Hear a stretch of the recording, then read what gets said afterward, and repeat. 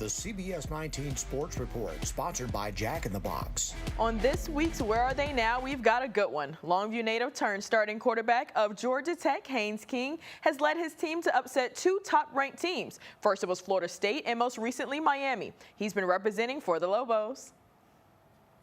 Longview native Haynes has led Georgia Tech in 2 wins over top-ranked Florida teams this season. Most of the guys that I was talking to was the offensive line because, you know, our offense, it runs through the offensive line. When they're playing good, everybody's playing good. I just looked them in their eyes like, you know, like, let's find a way. We ain't making excuses. We ain't doing that. We're going to find a way. His very first coach and his very first cheerleader, being his dad, was there to celebrate the big win.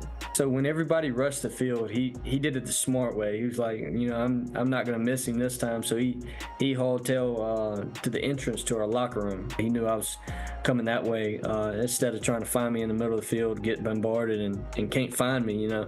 So he was waiting on me getting back, and he gave me a big hug and a smile, and he was happy for me. The toughest role for Coach King is not trying to resist the urge of taking over for the head coach Brent Key, but it's about being the dad to the most known player in the stadium.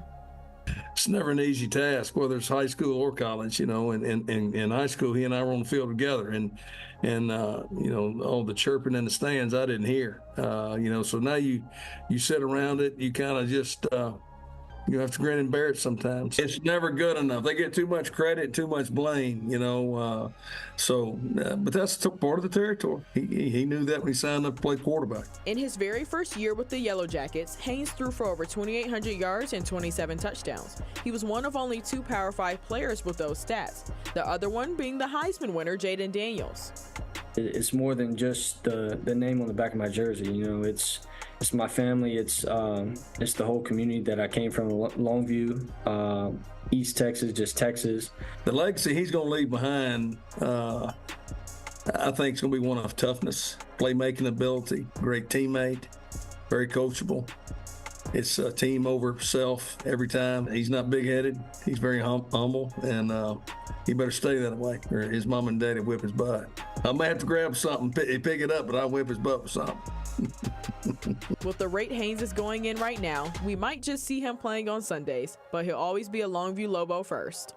And Longview, Texas is for life. And, you know, that's what Haynes is. He's a Lobo for life. And, you know, I go to the store now, and people don't really care how I feel. Everybody wants to know how Haynes is doing, you know, because he's going to be a Lobo legend forever.